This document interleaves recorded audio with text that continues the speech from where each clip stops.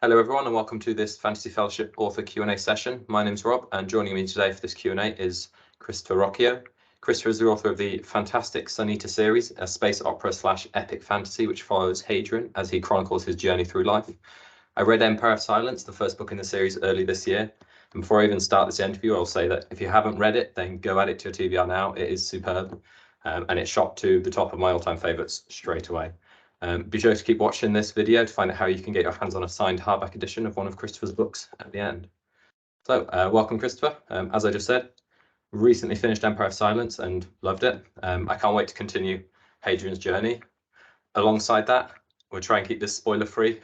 We'll aim the interview at Empire of Silence readers or people going to read Empire of Silence for the first time.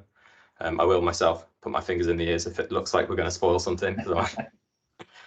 So first question, if you were going to sell your book, the story and the series as a whole to someone who hadn't heard of it before, what would you say? How would you sell it? Yeah, well, thanks for having me. And what I usually say, because I've done a lot of conventions, so I've had to sell books to people across the table, right, is that that The Sun Eater is a space opera in the tradition of Dune or of Star Wars. I was a big Star Wars kid growing up. And it's set 20,000 years in our future. My main character, Hadrian, is a young nobleman. He runs away from home, and he finds himself stuck in the middle of a war between the human empire and the first aliens who, in all that time, have ever really posed a threat to it.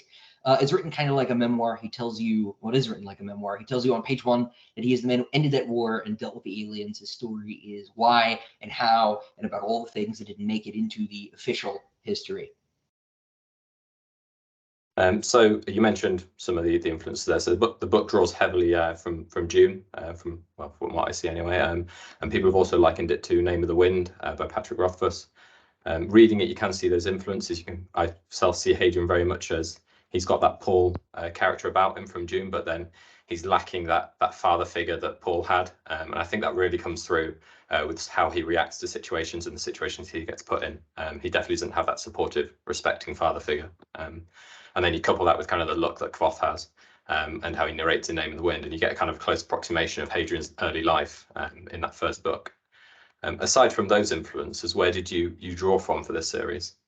From a lot of different places, right? From other stories that I grew up reading or watching or even playing. I was a big, still am to an extent, a big RPG video game player, right? So there's some influences from stuff like that, but from history as well. I was a classics student, right? And so there's a lot of Greek and Roman, either mythological or historical influence, very self-consciously on the setting too. The characters know to an extent that they are LARPing as a civilization, and we can talk about that maybe another time.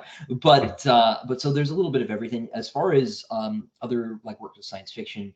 I'm a huge admirer of Gene Wolfe. He is my favorite science fiction writer. I read Book of the New Sun actually after I'd written Empire of Silence originally. And so in revising, there were already a lot of similarities in terms of like language used and sort of the general feel of things. I brought some more Wolfe into things, and that has been a greater and greater influence as I've gone on. I have a very strange relationship with Wolfe in that a lot of the sort of thematic notes that I was already hitting were things that were already part of my plan and had been since I was a kid, but that I encountered reading Wolfe after the book was written and as I was revising it and working on the sequels. Just a tremendous writer and a tremendous work of science fiction. Book of the New Sun is I love even more than Dune. And so that's probably the other big sort of influence that's worth mentioning too, just because stylistically, I think Wolfe's had a very large impact on me. I'm also a huge Tolkien fan, which is not an uncommon thing to say, right, in these circles. But I read Lord of the Rings at least once every year, and have since I was a kid. I really still don't think it's been equal as far as fantasy goes, and so I very influenced by Tolkien as well. Stylistically, I think that probably comes through in terms of like on like a sentence level and things like that, as well as perhaps ethically. So there's sort of maybe some philosophical overlap there, but so those would be probably the big ones. Okay. Do you still see Lord of the Rings as one book, or do you have a favorite of the three? Or is it still one book to you as it was published? It's one book, right? Because that's how the professor intended it. But you know, really, I like, if I had to pick a part, I really like the first half of Two Towers. Is probably the most exciting part of the story for me. You know, the Helm's Deep, the Rohan stuff. Yes. But at the same time, right, the back half of Return of the King, which is mostly cut from the films, right, it gets me, you know, every time, you know, coming back to the Shire and finding it devastated. And I do wish that had made it into the public consciousness through the films a little bit more strongly, because it's so critical to what those books are about, right? The whole "you can't really go home" thing. But it is hard to pick, you know.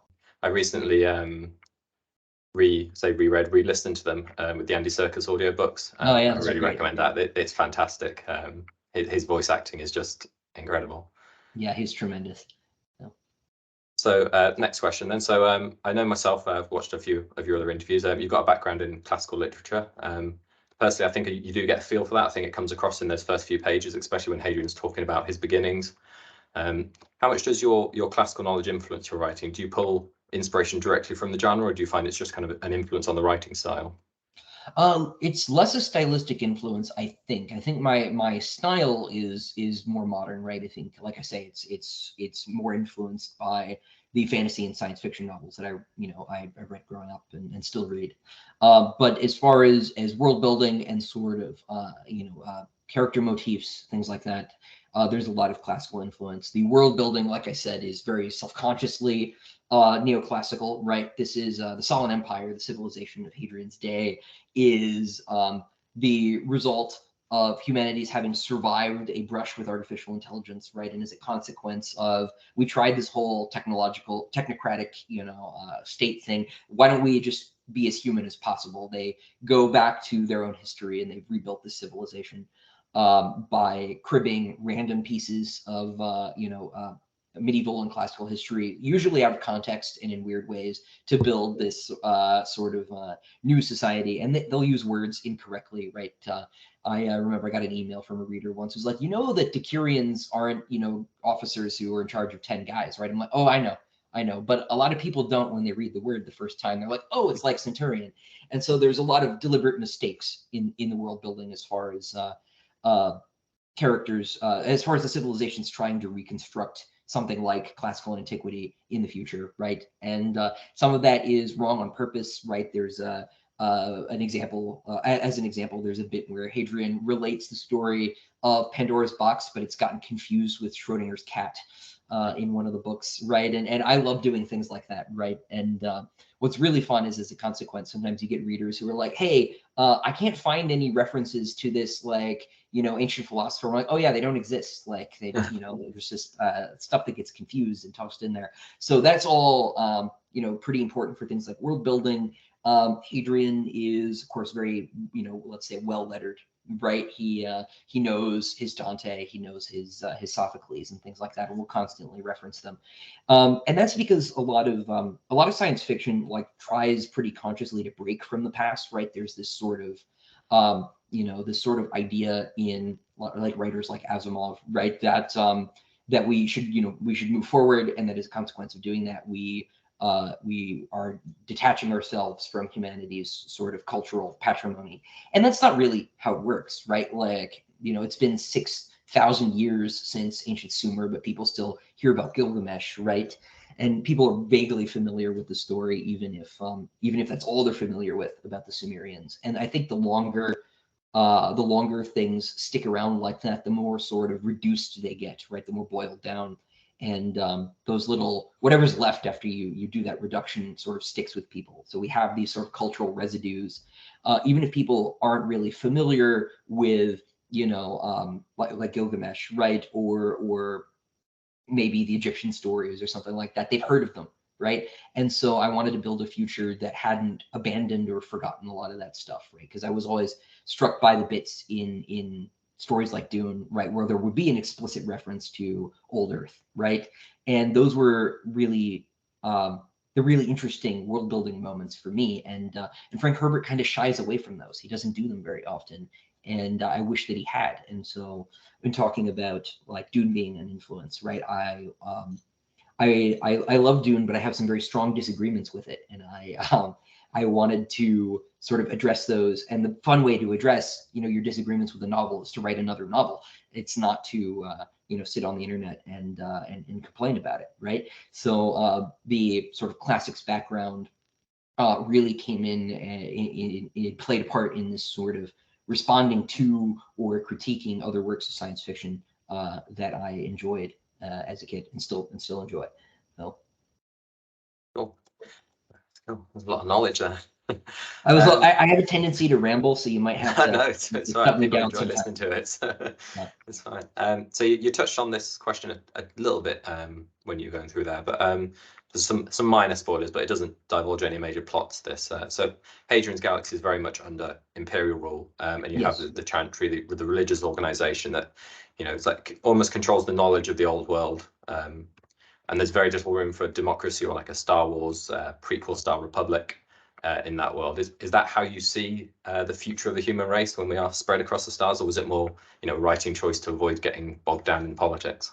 I think it's a bit of both. I tend to think that a lot of science fiction and a lot of and I think our affection for fantasy that's very monarchical is because it tends to reduce the cast of characters to something that can fit in a drama, right? There are stories that are about boardrooms and the ministry of whatever, and you can do that. I find that it's probably harder and that it's less engaging, right? One of the critiques of the Star Wars prequels is that all of that political wrangling is kind of boring and tedious. And there are people who feel very differently about it, of course. But I do think that there is this sort of tendency on the part of audiences to say, maybe if we just had a character who was in charge that's more dramatically charged and interesting. And there are probably some people who would make the case that this is reflective of maybe a sort of a natural tendency to look towards, more monarchical leaders as in human nature, basically. But I don't know that I necessarily go that far.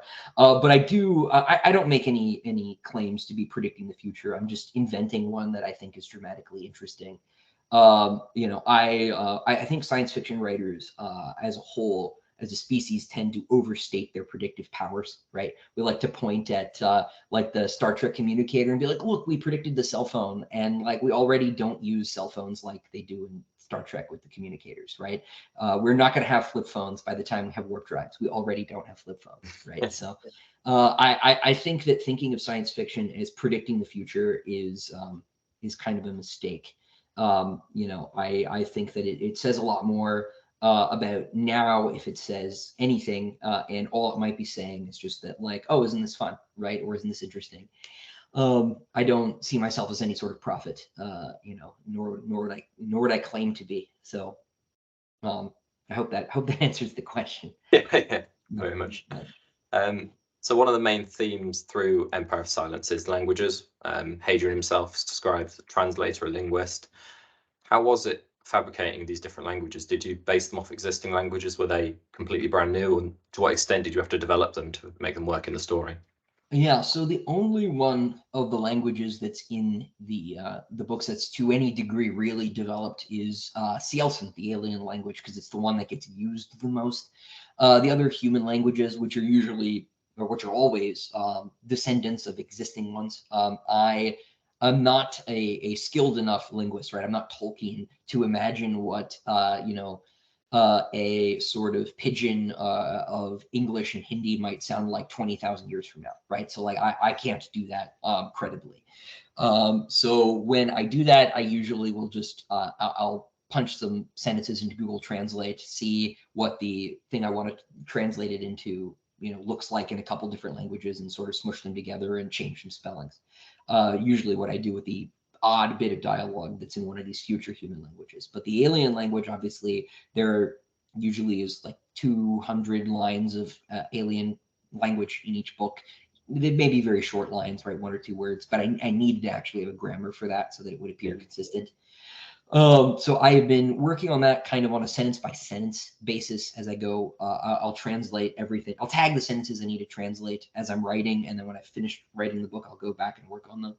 And so if I get to a sentence that needs subjunctive mood, right, I'll figure out how I do subjunctive mood in the language and then stick to it. So I have this very messy notebook that explains Sealson, grammar. And often if there are 2 words in Sealson for something, like there are 2 words for and, it's because I forgot that I created a word for and I couldn't find it in my disorganized notes. So now they're just a language that is 2 ands, which is fine because Latin has 2 ands, right? And has et and que, and you can totally work with that. So languages are messy, like my notes, and that's all right. But Sealson is based on Latin and Japanese because those are the 2 languages I'm most familiar with. I took Japanese for 2 years in high school. I do not speak it at all. And I took Latin for like 4 years in college. So which I'm also very rusty at. But I used, so like nouns in Sealson are very Latinate, but their verbs are very Japanese. And so there are sort of a mishmashing of how these things work to create this language. But of course, the Sealson don't have binary sex like we do, and so they don't have a gender system in their language the way that a lot of, like, say, Romance languages do. And so I had to invent some sort of corresponding mechanism to relate to their perceptions of reality, right? As these things are very embodied, right? So so there's that. They have 12 fingers, so they use base 12 instead of Just base complicate 10 things. counting. Yeah. Although of course there are human cultures that counted differently. Rather than counting fingers, they count like zones on fingers. Like the Babylonians used to count to 12 by doing this. So there are alternatives, but they use base 12 numbers, right? So you have to think about these things because it's often with aliens especially, right? There are biological differences that will impact how the language works and things like that. So yeah. So do you have a character within the series that you relate to the most? Obviously, it wasn't written from different perspectives, but is there a character you enjoyed when Hadrian was interacting with the most, and that was your favorite interaction to write about? Yes. The character I relate to the most is one that doesn't appear until book 3. So I don't know. Do you want me to say? Yeah, we'll avoid the spoilers. Yeah. It's not really a big spoiler, but it's just a character that joins Hadrian's team in book 3. His name is Lorien. We'll just leave it at that. Lorien and I share a sense of humor, which I think is fun. And so he's got that going for him. But I won't get into him so much. Hadrian himself is someone that I've grown to love.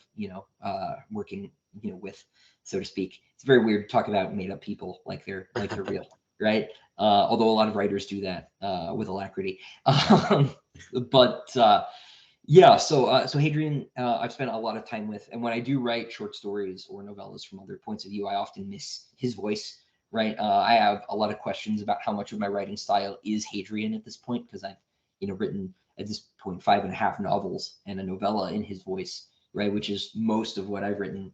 So how much of Hadrian is still going to remain when I start writing in third person omniscient, I don't know. We'll see. But as far as like interactions, I tend to enjoy writing my villains a lot, right? Just because those are very dynamic, those are very extreme conversations, and so there's a lot of ideas going on, right? And I say villains, maybe antagonist is a better word, because someone can be an antagonist to Hadrian without really being a villain. Even Valka in the first book is antagonistic toward him in certain ways, right? And those are very difficult conversations. They have very different worldviews, particularly early on. And so that can be very challenging. But having them talk to characters, later in the series, let's say aliens even, can be very, very fun. So staying on the theme of characters, maybe away from Empire of Silence itself, do you find your writing style, is it more of the character or story driven? Do you ever find your characters can get into situations or react in situations in ways that you weren't necessarily planning, or do you try and run quite a tight ship and keep them all in line and doing what they're supposed to do? I do run a pretty tight ship, But I also think that the whole character-driven versus story-driven thing is kind of a false dichotomy that we've baked into how we talk about writing, right? I think that a story fundamentally is about characters doing things, and that if you have a story that's got characters but no plot, it's kind of trivial, right? You know, I know the slice of life is a whole thing that people like, but like I don't. And you know, I think that it's missing an element if it's just characters sitting about, you know, eating food and you know, talking about nothing. And I think that stories that are plot without characters are also missing something, right? Because then the stakes aren't really there because you don't care emotionally, because people care about people, but they also, like, you know, need a reason to care, right? So you need both characters and an action. You need a plot. But as far as you know, whether or not the characters run away from me, they do occasionally, right?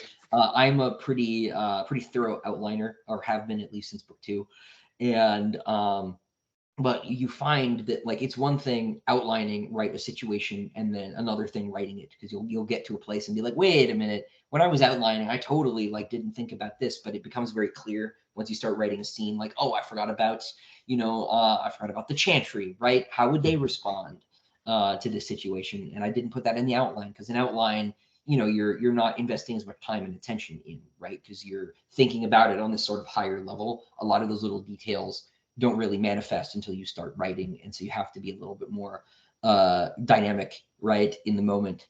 So sometimes I'll write myself, or I'll outline myself into a corner, right, because I haven't been sitting there in the character's head outlining in the same way that I am when I am writing.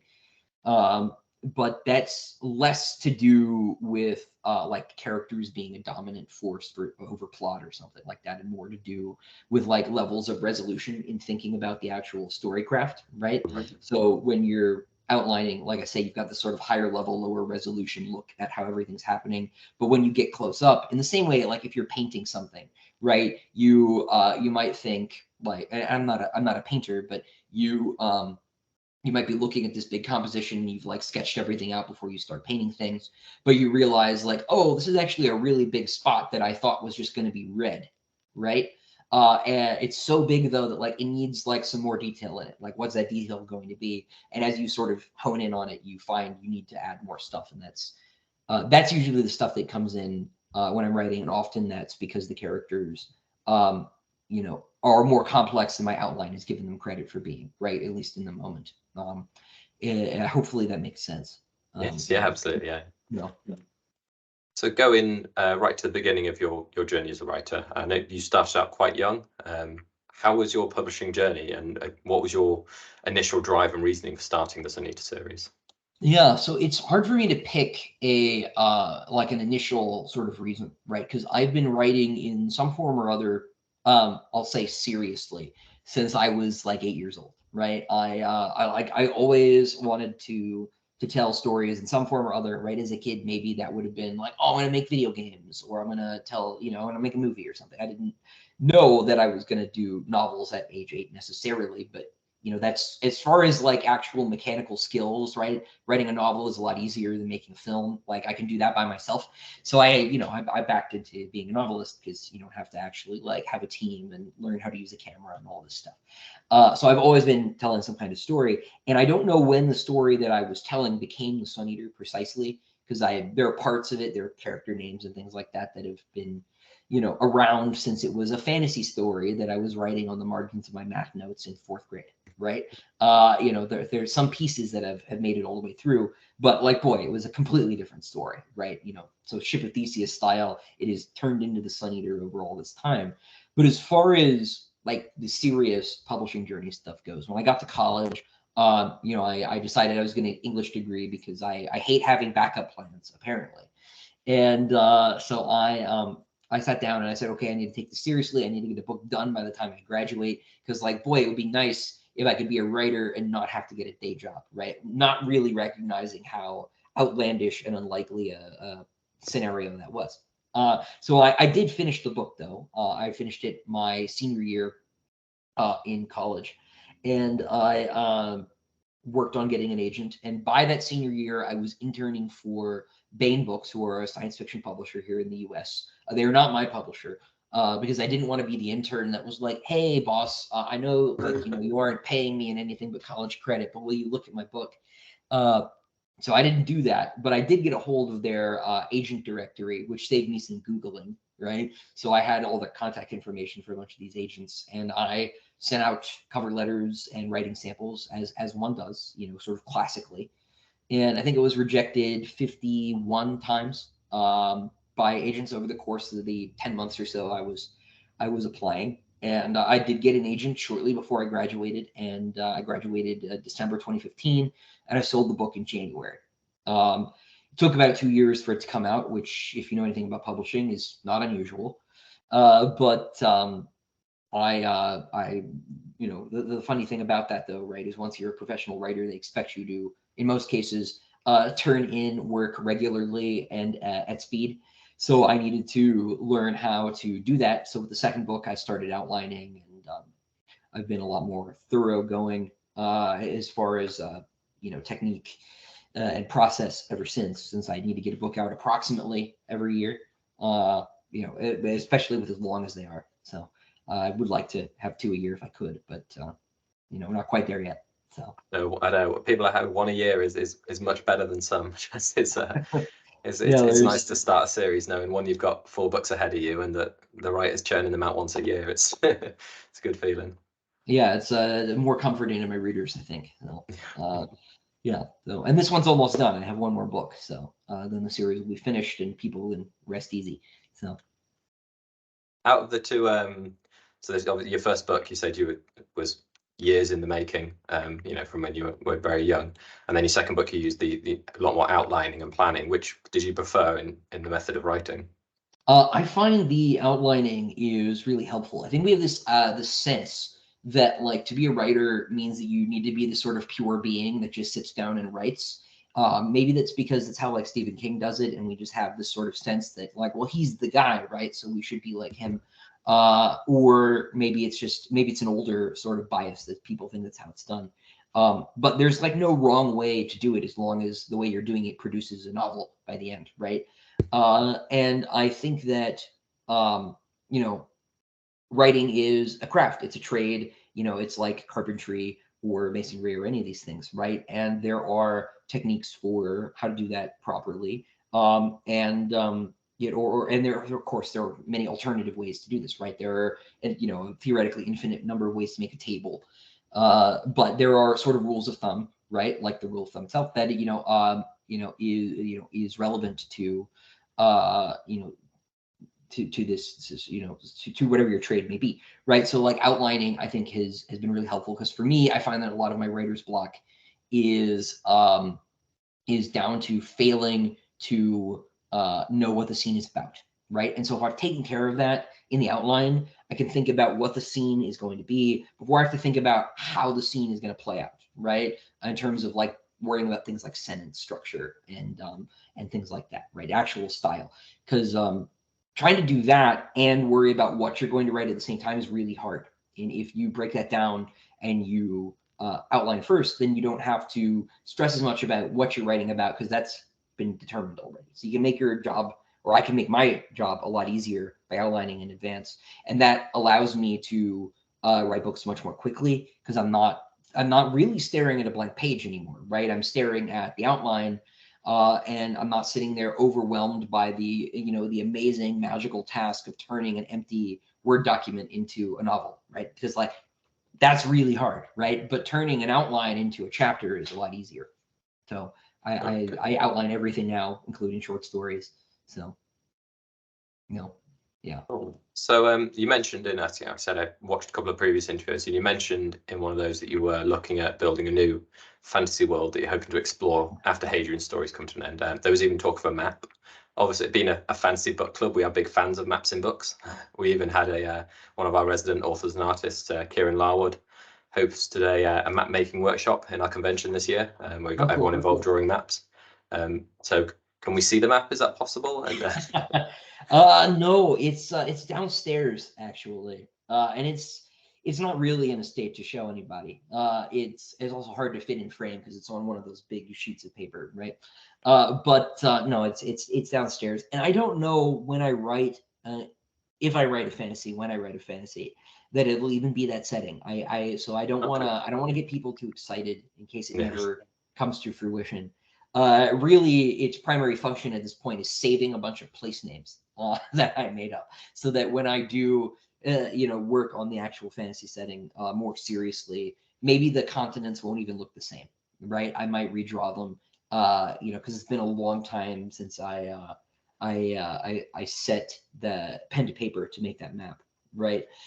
So I might not like the way I shaped the islands anymore. So I might try over again, but yeah, one of these days maybe, right? I do have a map though for the Sun Eater Galaxy that should be coming out pretty soon. We've been a little slow rolling that out, but I have the graphics done. I just haven't been able to post it yet. No. So how much involvement do you have in it? You mentioned obviously you were drawing the content stuff. So do you do all the map making yourself and all the drawing yourself for those things? No. For the star chart, I had an author, an artist rather, do the map for me. I took some old NASA renders of what the galaxy looks like in the case of the Sun Eater map, right? Because that's like actually a real place that exists, right? And I placed where the different planets were on that map, and I showed my Microsoft Paint mock-up to this artist and was like, hey, can you make this look good? And he did. So as far as the fantasy map goes, though, I did hand draw all of that. Although I would imagine if I were to do that series, that I'd want someone professional to actually, to jazz that one up a bit.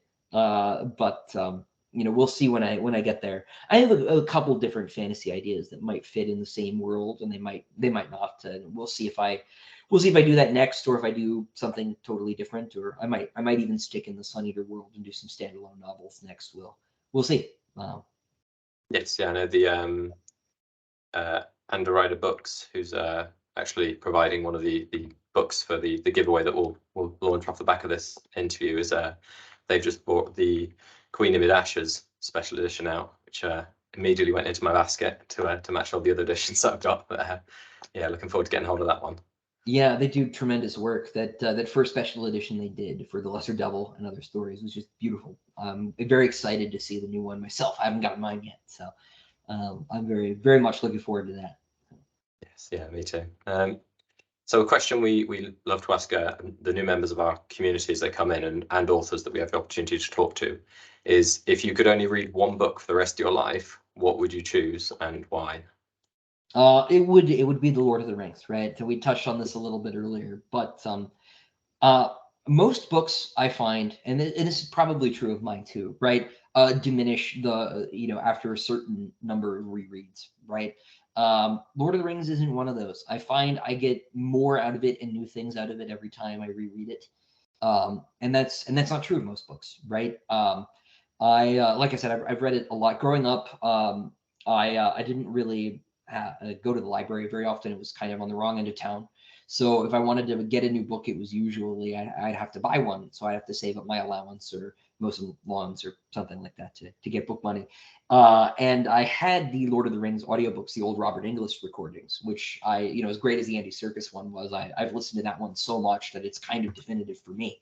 And so I listened to the CDs until they wore out, basically, as a kid, because it was the only audiobook I owned. This was before Audible and stuff like that. So I've probably been through The Lord of the Rings either on paper or in audio over 100 times in my life, and just because it was the only audiobook I owned, and at least for a long time, and it still has more to offer me, and so I don't anticipate that I will ever get tired of Middle Earth. So I would pick Lord of the Rings. Good answer. People will approve. Yeah, there we go. No. What are you currently reading? What's your current reading? I'm currently reading Epiphany of the Long Sun, which is the second half of Gene Wolfe's Book of the Long Sun, which is the sequel series, sort of a spin-off to Book of the New Sun. It's only the second time I've been through it. Like I said, I became a Gene Wolfe fan relatively late. at least relative to like becoming a Tolkien fan, right? And Gene Wolfe, of course, passed away a couple of years ago. He's no longer with us, so my Gene Wolfe supply is finite, and I have been rationing my Gene Wolfe books since. And so but I'll let myself reread Gene Wolfe as many times as I want, right? So I'm a big rereader. I like to really let's say develop a close relationship with a text as opposed to read more broadly, at least recreationally. Academic reading is a little bit different. So this is my second time through Book of the Long Sun, which is really cool. It's about an O'Neill cylinder, right? One of those sort of cigar-shaped generation ships, kind of like Rama from Rendezvous with Rama, right? Where everybody lives on the inner surface of this big tube. And they don't know it's a ship anymore. They've been going for so long.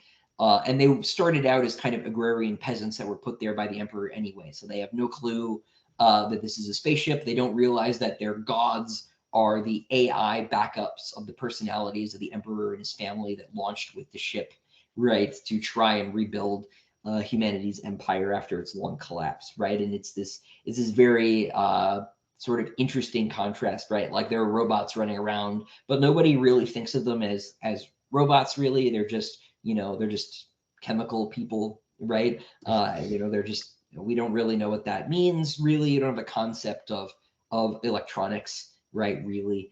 They don't understand that the world they're living in is unusual, that it's this sort of technological marvel, right? And Gene Wolfe is really good at embedding his characters in the world that they're in and treating that world as normal, even when it's very fantastic. And because he does a lot of like first person narration, he hides a lot of things by having his characters so acclimated to the world that they're from, right? And so it might not be obvious to us on a first read sometimes that characters are robots, right? For example, this is especially true in Book of the New Sun. There's a couple characters that are not human at all, and you might miss that on your first read because the character doesn't know what a robot is. And things like that are very interesting to me, right? As a writer, I really like, sort of character narrators who are in world like that, right? Hadrian is in world, and so Hadrian never explains how a starship works because he doesn't know, because he doesn't have to think about it, right? And so that sort of thing is very interesting to me. And Gene Wolfe is the master at doing stuff like that. So I'm very much enjoying rereading this book. It's also got one of the better treatments of religion in science fiction, which is honestly kind of hard to find. Gene Wolfe does a very good job with that sort of thing. And so I'm enjoying that aspect of it as well. Make sure I add that to the list so people can have a look at it. So we've spoken about it before, that we've got this big online community and a lot of members who've read a lot of books. If you were going to recommend a book or a series, or as many as you like, really, we'll take them all, to our community in hopes that the members hadn't heard of it, so something that's underrated, what would you go for and why? Yeah, sure. So aside from, we just talked about Gene Wolfe a bit. Not that Gene Wolfe is underrated. He's kind of a cult hit, but he's more widely known than me. So it's always weird recommending writers as I'm usually recommending writers who are, it's like, oh, they're obscure, but like more people know about them than they know about you, Christopher. But another one, since it's just Halloween and we're recording this on All Souls Day, another writer that I like a lot is Tim Powers. Tim Powers is, for my money, wrestling with Guy Gavriel Kay for the title of Best Living Fantasy Writer. Although Tim Powers writes sort of what we used to call weird fiction, right? He's writing fantasy in the sense that like Lovecraft was writing fantasies. We used to talk about Lovecraft as a fantasy writer, right? He's also comparable in certain ways to like Stephen King, and not just because there's a character in one of his books that might have been the inspiration for Pennywise, according to some people. I'm inclined to believe that theory, but the novel I want to recommend, since it was, as I say, so recently Halloween, is a book called The Stress of Her Regard. And I've mentioned this a few times, but it's a vampire book, and it's about Lord Byron and the Shelleys and John Keats, sort of the romantic poets, right, and vampires, and their relationship to vampires. But also it's about the Carbonari revolts in Italy, right, against Habsburg rule, right. Tim is one of the most meticulous researchers that I know and most of his stories are set on in our world, right? They're not secondary world fantasies. This is where he sort of differs from Guy K, right? But he, like K, is, like I say, a meticulous researcher. And that's something I really like in my writers, even if they're making their own world, that they've done their homework, with regard to things like medieval cultures or whatever, right? Like I find that a lot of fantasy is based more on Dungeons and Dragons than on medieval history, and I tend to prefer the medieval history inspired stuff, like Tolkien, right? Like IK. But Powers is relatively obscure. I haven't found a lot of people, especially online, who are big Tim Powers fans, and I think he's brilliant. So the Stress of Her Regard, his vampire novel, it being the time of year, is really, really great. He also wrote On Stranger Tides, which became one of the Pirates of the Caribbean movies. So if you want to read a pirate book that's also fantasy, On Stranger Tides is tremendous. It's about the Fountain of Youth and stuff like that. Tim Powers does not have a miss in his entire catalog, but so he's a great recommendation. I also she is, I think, the most award-winning science fiction writer of all time, but I'm a big Lois McMaster Bujold fan. And I find that a lot of readers my age and younger aren't very familiar with her, even though she was a really big deal in like the 80s and 90s. The Vorkosigan series, her space opera, is really, really fun. One of the best character writers in science fiction, just bar none. She's maybe comparable to like Robin Hobb, but like on the science fiction side. She's written some fantasy as well. The Curse of Chalion and stuff like that. I haven't read her fantasy actually, but her science fiction is so good. You're hitting all the buttons there. Vampires, pirates, and our Discord is a massive Robin Hobb fans. They absolutely love her. Yeah, awesome. Yeah. So yeah, no, Bujold, well worth checking out if you like Hobb. And Powers is, like I said, for my money, just one of the best writers going these days. Just absolutely, absolutely wonderful. So. Amazing, great. More for the TBR as always. Yeah, no, happy to help. So for those that don't know, book 5 of the Sun Eater, Ashes of Man, is coming out next month, I believe, in December. What comes next for you after that? Will you see more of Hadrian? Yeah, you mentioned that you've written another book, which will be coming out as well. So looking forward to that. But is there more after that? You touched on it a little bit earlier. Another world, perhaps something else. Yeah, so I'm working on book 6 right now. It's about 35-40% done. So it's gonna take a little while, but that will be the last book for Hadrian. It'll be the last main series Sun Eater novel. So that will conclude his story. After that, I don't intend to like leave the setting, ever, right? Like I will always be writing some sort of Sun Eater book at some point, right? I might take a few years off, do something different, but if I have a space opera book and I can fit it into the Sun Eater continuity, I will. Why reinvent the wheel and do all of that world building for first principles again? With such a long timeline and such a big setting, why not stick to it? So I will always be doing something there. I have some Sun Eater standalone novels, even other series in that setting that I could do eventually. Like I said, there's some fantasy stuff and there's some more stuff that's in the middle, right? I will always be writing, some sort of science fiction or fantasy. I don't anticipate that I will be, jumping into techno thrillers or anything like that. Not that there's anything wrong with techno thrillers. I don't think that I have the skill set to write those. But we'll see what the next thing is going to be. I tend to jump from new idea to new idea pretty quickly, but once I'm in a project, I'll stick to it. So I will commit to the next thing when I finish book 6, and whatever I'm very excited about on the day I finish book 6 will be what I do next. I've got a list of things to pick from. So. Cool. We've just had the Dune remake come out, the new film. Yeah. Do you see the Sun Eater series as anything other than a book, maybe a series or a film in the future? Man, I would love that. So obviously, I can't think of there aren't very many writers who would say no to that, right? I can imagine saying no to some specific ideas, but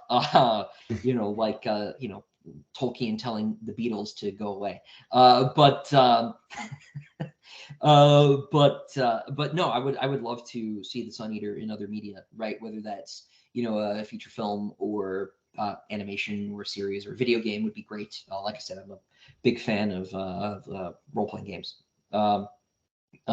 So of course I have no power over that, but one thing that I think would be very cool if we were to do that is to make some changes, right? You know, there's some differences, for example, between House of the Dragon and Fire and Blood, because House of the Dragon is supposed to be a historical text, which they stole my idea because I've been talking about doing this for years now. One of the things you find, you know, as a historian, right, is that our documents, primary and secondary sources, don't agree on the facts ever, right? History is very much a forensics game, right? You have to triangulate what actually happened. You know, you have to match the archaeological record up with what side A is claiming about side B and vice versa. And so if you read like biographies of Alexander the Great, boy, like they don't agree on the details. Plutarch does not agree with Diodorus at all, right? You know, well, they do in some ways, right? And the truth is somewhere in the middle, right? So I would like it if like a film version of the Sun Eater wasn't Hadrian's version of events, right? But was in fact, maybe a sort of had a different take on things, right? And we expose some of Hadrian's inconsistencies or his inaccuracies, because he's only one guy, right? Even if he's not trying to, I don't imagine, you know, people tend to think that first-person narrators are unreliable, by default, right? But I think Hadrian, rather than being malicious or a liar, right, is limited. You know, he's one guy. He doesn't understand what other characters are feeling necessarily. This is something I explored with The Lesser Devil, which is a novella from his brother's point of view, whose brother is, in his own mind, is very different than Hadrian's understanding of his brother, right? And playing with stuff like that is something that I think would be really interesting if we were to do, you know, a movie, right, or to do a video game, right? Because of course, video games, you get player choice comes in as a factor, and there are a lot of interesting ways to play with, you know, the idea of what is canon, right? Which canon is an interesting word in the concept of fiction, in the context of fiction, because of course none of it's real, right? So figuring out what is canon about fiction is a very strange sort of thing to think about. So that would be a fun thing to play with in other media, I think. Yeah, a lot of people have a lot of different opinions on canon. Especially Star Wars is a big one. There's so much different media for Star Wars that canon in Star Wars is changes quite often what's considered and what's not. Yeah, you've got a lot of different religious factions that have sort of sprung up about dealing with that, which is, of course, right. The word canon originally has to do with Christian religious texts, right? And so you have lots of different opinions about what's canon in that context too. Of course, they're, you know, gesturing at, you know, some higher metaphysical reality, right? But there's no higher metaphysical reality to Star Wars, right? It's, you know, it's just made up. So it's sort of it's sort of a strange leap that we've made, right, with the word. But that's something that's definitely interesting to play with, right? You know, did these stories actually happen in the Sun Eater world the way that we're told, right? Is something that I would really enjoy playing with in other media, right? That I have played with like that novella, right, and a couple of the other short stories contradict the main novels in different ways, and that's of course, because it's told from Hadrian's telling the story, isn't he? So you're seeing his version of events. So seeing those other perspectives is really interesting.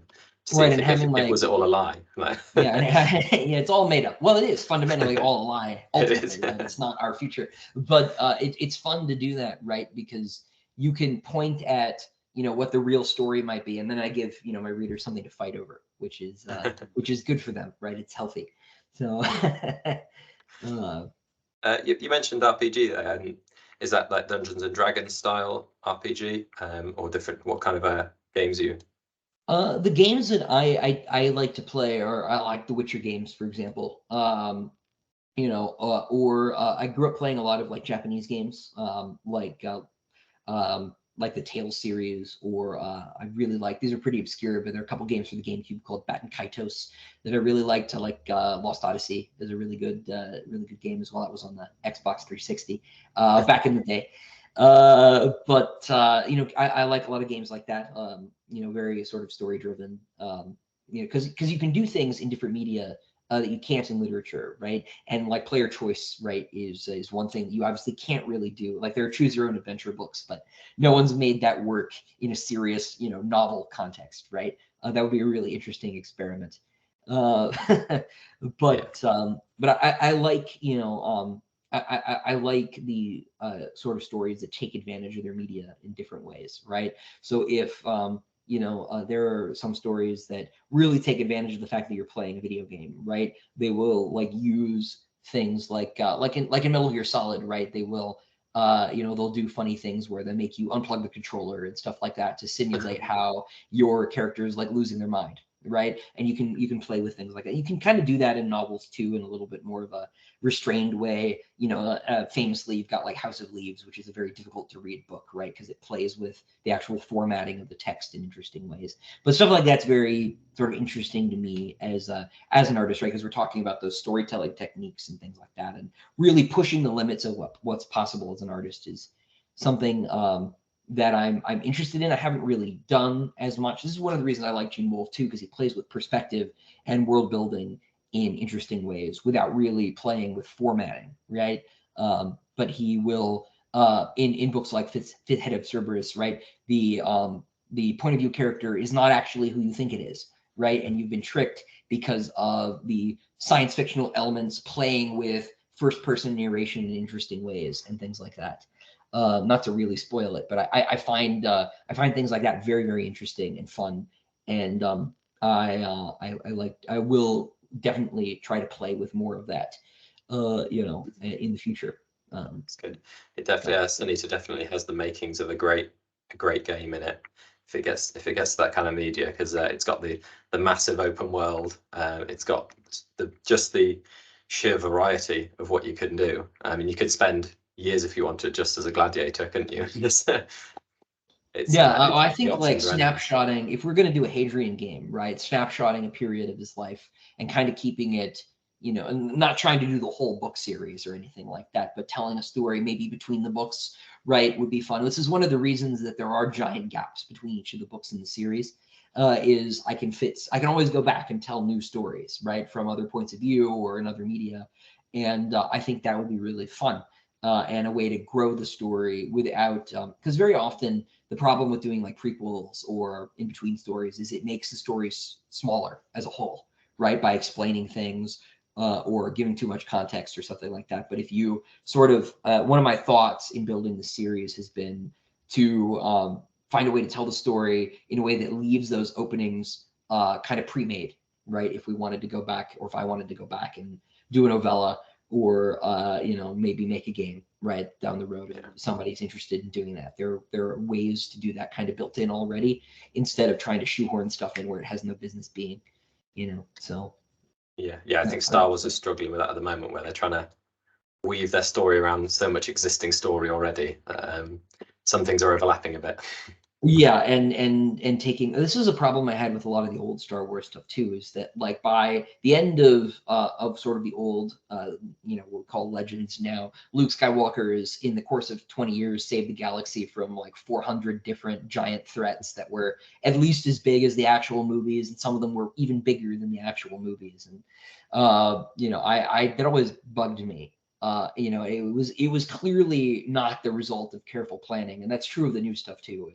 It's sort of like, oh, we'll just make a spin-off about this increasingly obscure character, and somehow it will all tie together and be very important. And I love Star Wars, right? But a lot of they've certainly debased their currency, I think, in the last decade or so with all the new stuff. I think it's not holding together as well as as it ought or used to. No. Yeah, it's definitely been hit and miss, I think, with the recent stuff. We had a bigger Star Wars discussion group as one of our YouTube videos. A shameless plug there for some of our other content, but they really got into Disney and the future of Star Wars and stuff. And some of the stuff they love, some of the stuff that's been coming out has been great, but some of it is just either not needed, or it's just kind of pulling at stuff that doesn't need to be pulled out, and they can focus on other things. Cool. Cheers, Chris. So that was the last question was a couple of questions ago. Got sidetracked a little bit there. That's okay. I do that all the time. So thank you everyone for listening in, and thank you, Christopher, for joining us today. If you want to get involved with the Fantasy Fellowship community, you can join our Discord, which is linked in the description below. We also have an Instagram where we are at fantasy_fellowship, and a Twitter where we are at fanfellowship. We also have a website, which is www.fantasy-fellowship.co.uk. You can also check out Christopher's website below, which has links to his YouTube channel and his socials. Make sure you do head over to our Instagram after watching this, as we are giving away a first edition signed hardback copy of Empire of Silence, which is courtesy of Underwriter Books, who are an excellent online bookstore as well. You got to mention them, specializing in collectible and signed editions, and you can check them out again in the description below. If you enjoyed listening to this Q&A, make sure you hit like, and if you want to keep up to date with more content from Fantasy Fellowship, be sure to hit that subscribe button. Thanks again. Bye. Thanks for having me.